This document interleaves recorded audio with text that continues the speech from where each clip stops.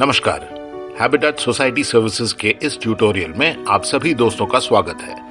आपको याद दिला दूं कि ये ट्यूटोरियल सोसाइटी के सभी ऑफिस बेयरर्स, कमिटी मेंबर्स और सोसाइटी मैनेजर्स के लिए एक जरूरी लर्निंग और रेफरेंस टूल है, जिससे आप अपने डिसीजन मेकिंग और आपके सोसाइटी के डे टू डे फंक्शनिंग को एफिशिएंटली पूरा कर पाएंगे। तो शुरू करते हैं हमारा आज का वीडियो। इस वीडियो में हम देखेंगे clause 7 Members, their rights, responsibilities and liabilities, Part 2। इस पार्ट में हम कवर करेंगे E. Getting copies of the bylaws, audit report and inspection of the books and records and getting copies thereof. F. Occupation of flats. G.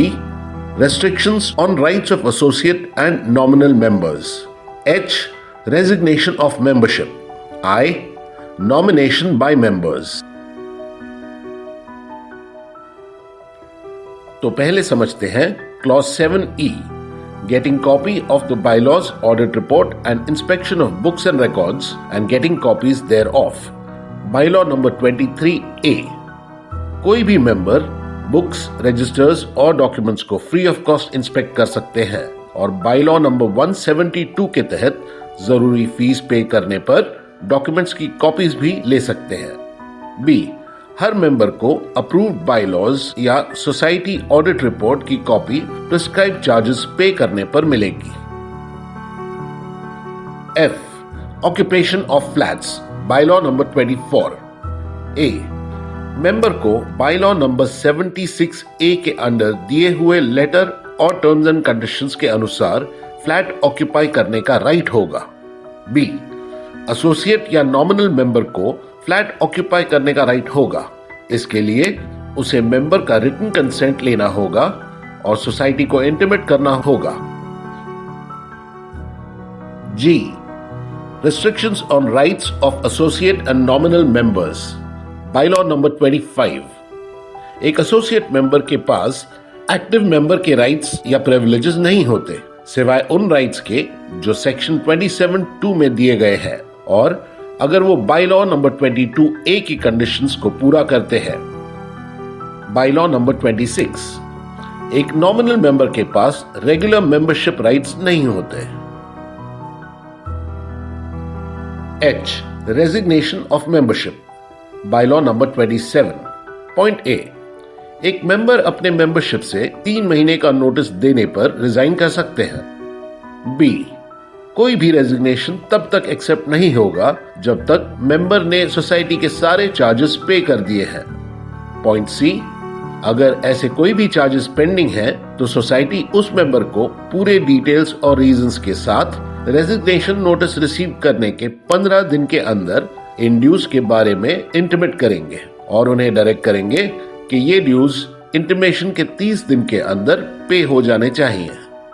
Point D, अगर ऐसे कोई भी charges outstanding नहीं है तो कमिटी ऐसे रेजिग्नेशन को एक्सेप्ट कर लेगी और इस बारे में मेंबर को 3 महीने के अंदर कम्युनिकेट करेगी। पॉइंट E, अगर कमिटी किसी रेजिग्नेशन को रिजेक्ट करती है तो इस बारे में पूरे रीजंस के साथ कमिटी उस मेंबर को 3 महीने के अंदर कम्युनिकेट करेगी। H. Resignation of membership, bylaw number 28। Point A, resignation by an associate member. एक एसोसिएट मेंबर को अपनी मेंबरशिप से रिजाइन करने के लिए उसे सेक्रेटरी को रेजिग्नेशन का लेटर देना होगा, वो भी उस मेंबर के थ्रू जिसके साथ उसने सोसाइटी के शेयर्स जॉइंटली लिए हैं। सेक्रेटरी इस लेटर को कमिटी के सामने रखेंगे।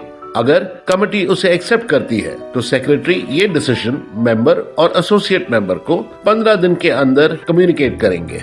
अगर कमिटी उसे रिजेक्ट करती है तो सेक्रेटरी ये डिसीजन पूरे रीजंस के साथ पहले मीटिंग के मिनट्स में नोट करेंगे और फिर मेंबर और एसोसिएट मेंबर को 15 दिन के अंदर कम्युनिकेट करेंगे। Bylaw number 28B, resignation by a nominal member occupying the flat on behalf of the firm, company और एनी अदर बॉडी कॉर्पोरेट। एक नॉमिनल मेंबर जिसने किसी फर्म या कंपनी के बिहाफ पर फ्लैट ऑक्यूपाई किया है, उसे अपनी मेंबरशिप से रिजाइन करने के लिए सेक्रेटरी को रेजिग्नेशन लेटर देना होगा। वो भी उस फर्म या कंपनी के थ्रू जिसके बिहाफ पर उसने फ्लैट ऑक्यूपाई किया है। सेक्रेटरी इस लेटर को कमेटी के सामने रखेंगे। अगर कमेटी उसे एक्सेप्ट करती है तो सेक्रेटरी ये डिसीजन नॉमिनल मेंबर और उसके फर्म या कंपनी को 15 दिन के अंदर कम्युनिकेट करेंगे। अगर कमेटी उसे रिजेक्ट करती है तो सेक्रेटरी ये डिसीजन पूरे रीजंस के साथ पहले मीटिंग के मिनट्स में नोट करेंगे और फिर नॉमिनल मेंबर और उसके फर्म या कंपनी को 15 दिन के अंदर कम्युनिकेट करेंगे। Bylaw number 29, resignation by a nominal member who is sublettee, licensee, caretaker etcetera. एक नॉमिनल मेंबर जिसने फ्लैट फुली या पार्टली सबलेट किया है या वो लाइसेंसी का केयरटेकर है, ऐसे मेंबर को अपनी मेंबरशिप से रिजाइन करने के लिए सेक्रेटरी को रेजिग्नेशन का लेटर देना होगा, वो भी उस मेंबर के थ्रू जिसने फ्लैट को सबलेट किया है। सेक्रेटरी इस लेटर को कमेटी के सामने रखेंगे। अगर कमेटी उसे एक्सेप्ट करती है तो सेक्रेटरी ये डिसीजन नॉमिनल मेंबर और सबलेट करने वाले मेंबर को 15 दिन के अंदर कम्युनिकेट करेंगे। अगर कमेटी उसे रिजेक्ट करती है तो सेक्रेटरी ये डिसीजन पूरे रीजंस के साथ पहले मीटिंग के मिनट्स में नोट करेंगे और फिर नॉमिनल मेंबर और सबलेट करने वाले मेंबर को 15 दिन के अंदर कम्युनिकेट करेंगे। बायलॉ नंबर 30, जब एक मेंबर का रेजिग्नेशन बायलॉ नंबर 27 के अंडर एक्सेप्ट किया जाता है तो सोसाइटी उस मेंबर के शेयर्स का ओनरशिप भी ले लेगी। उसके बाद मेंबर को उन शेयर्स की वैल्यू के हिसाब से पेमेंट मिलेगी जो बायलॉ नंबर 66 में दिया गया है। I, nomination by members, bylaw number 31। एक मेंबर या एसोसिएट मेंबर सेक्रेटरी को एक रिटन एप्लीकेशन के द्वारा अपने शेयर्स का पूरा या कुछ हिस्सा अपनी डेथ के इवेंट में एक या एक से ज्यादा लोगों को नॉमिनेट कर सकता है। सेक्रेटरी द्वारा नॉमिनेशन का एक्नॉलेजमेंट इस नॉमिनेशन का एक्सेप्टेंस माना जाएगा। ऐसे पहले नॉमिनेशन को रिकॉर्ड करने के लिए कोई फीस नहीं चार्ज होगी। मेंबर अपने नॉमिनेशन को सेक्रेटरी को एक रिटन एप्लीकेशन के द्वारा कभी भी रिवोक या रिवाइज कर सकता है। सेक्रेटरी द्वारा नॉमिनेशन का एक्नॉलेजमेंट प्रीवियस नॉमिनेशन का कैंसिलेशन और इस नॉमिनेशन का एक्सेप्टेंस माना जाएगा। हर ऐसे रिवीजन को रिकॉर्ड करने के लिए 100 रुपए की फीस चार्ज की जाएगी। बायलॉ नंबर 32, जब नॉमिनेशन फॉर्म या पुरानी नॉमिनेशन को रिवोक करने का लेटर रिसीव होता है तो उसे अगले कमेटी मीटिंग में प्रेजेंट किया जाएगा। सेक्रेटरी उसे मीटिंग के मिनट्स में रिकॉर्ड करेंगे। उसके बाद सेक्रेटरी को मीटिंग के 7 दिन के अंदर नॉमिनेशन रजिस्टर अपडेट करना होगा। बायलॉ नंबर 33, ये बायलॉ एक डिसीज्ड मेंबर के शेयर्स को उनके नॉमिनेटेड व्यक्तियों को ट्रांसफर करने का प्रोसीजर आउटलाइन करता है। नॉमिनी या नॉमिनीज को मेंबर के डेथ के 6 महीने के अंदर मेंबरशिप के लिए अप्लाई करना होगा और अगर मल्टीपल नॉमिनीज हैं तो उन्हें मिलकर डिसाइड करना होगा कि कौन मेन मेंबर होगा। दूसरे नॉमिनीज जॉइंट या एसोसिएट मेंबर्स बन सकते हैं जब तक कि कुछ और टर्म्स मेंशन नहीं हो। सोसाइटी को फ्यूचर में किसी भी क्लेम से बचाने के लिए नॉमिनीज को एक इंडेमनिटी बॉन्ड साइन करना होगा। जो नॉमिनी मेंबरशिप अक्वायर करता है वो फ्लैट या यूनिट को ट्रस्ट की तरह रखेगा, ओनरशिप राइट्स के बिना, जब तक कि सभी लीगल एयर्स की पहचान न हो जाए और वो तब तक प्रॉपर्टी को ट्रांसफर या सेल नहीं कर सकता। बायलॉ नंबर 34, अगर किसी मेंबर की डेथ हो जाती है और उसने कोई नॉमिनेशन नहीं किया हुआ है या कोई नॉमिनी ट्रांसफर के लिए सामने नहीं आए तो मेंबर के डेथ की इंफॉर्मेशन मिलने के 6 महीने के अंदर सोसाइटी उसके शेयर्स को ट्रांसफर के क्लेम्स और ऑब्जेक्शंस के लिए एक पब्लिक नोटिस जारी करेगी। इस नोटिस को सोसाइटी के नोटिस बोर्ड पर भी लगाया जाएगा और कम से कम 2 वाइड सर्कुलेशन वाले लोकल न्यूज़पेपर्स में पब्लिश किया जाएगा। इसका खर्चा शेयर्स के वैल्यू में से रिकवर किया जाएगा। इस नोटिस से आए क्लेम्स और ऑब्जेक्शंस को कंसिडर करके और उनकी जरूरी इंक्वायरीज करने के बाद कमेटी ये डिसाइड करेगी कि कौन उसके ओपिनियन में डिसीज्ड मेंबर का एयर या लीगल रिप्रेजेंटेटिव है। ऐसा व्यक्ति सोसाइटी का मेंबर बनने के लिए एलिजिबल होगा, पर उसे बायलॉज नंबर 17A या 19 के प्रोविजंस को पूरा करना होगा। और उस व्यक्ति को भी एप्लीकेशन के साथ इंडेमनिटी बॉन्ड भी देना होगा जो सोसाइटी को फ्यूचर क्लेम से इंडेमनिफाई करे। अगर एक से ज्यादा क्लेमेंट्स हैं, तो उन्हें एफिडेविट देने के लिए कहा जाएगा जिसमें वो ये बताएं कि कौन सोसाइटी का मेंबर बनेगा और ऐसे व्यक्ति को मेंबर बनाया जाएगा और उस व्यक्ति को भी एप्लीकेशन के साथ इंडेमनिटी बॉन्ड देना होगा।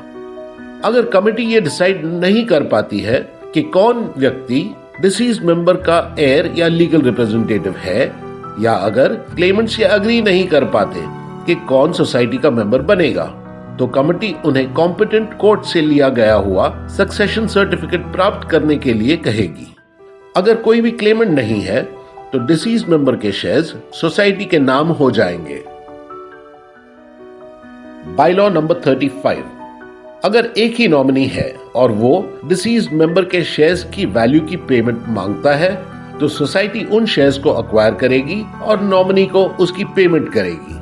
अगर एक से ज्यादा नॉमिनीज हैं और वो डिसीज मेंबर्स के शेयर के वैल्यू की पेमेंट मांगते हैं, तो सोसाइटी उन शेयर्स को अक्वायर कर लेगी और नॉमिनीज को उस प्रोपोर्शन में उसकी पेमेंट करेगी जो प्रोपोर्शन नॉमिनेशन फॉर्म में मेंशन्ड है। अगर नॉमिनेशन फॉर्म में कोई प्रोपोर्शन मेंशन नहीं है, तो ये पेमेंट इक्वल प्रोपोर्शंस में किया जाएगा। बायलॉ नंबर 36, अगर सोसाइटी के ओपिनियन में एक ही नॉमिनी है और वो डिसीज मेंबर के शेयर्स के वैल्यू की पेमेंट मांगता है, तो सोसाइटी उन शेयर्स को अक्वायर कर लेगी और नॉमिनी को उसकी पेमेंट करेगी और उसके लिए वो उनसे इंडेमनिटी बॉन्ड भी लेगी। अगर एक से ज्यादा नॉमिनीज हैं और वो डिसीज मेंबर के शेयर्स के वैल्यू की पेमेंट मांगते हैं, तो सोसाइटी उन शेयर्स को अक्वायर करेगी और नॉमिनीज को उस प्रोपोर्शन में उसकी पेमेंट करेगी जो प्रोपोर्शन नॉमिनेशन फॉर्म में मेंशन्ड है, और इसके लिए वो उन सब से जॉइंटली साइन किया हुआ इंडेमनिटी बॉन्ड भी लेगी।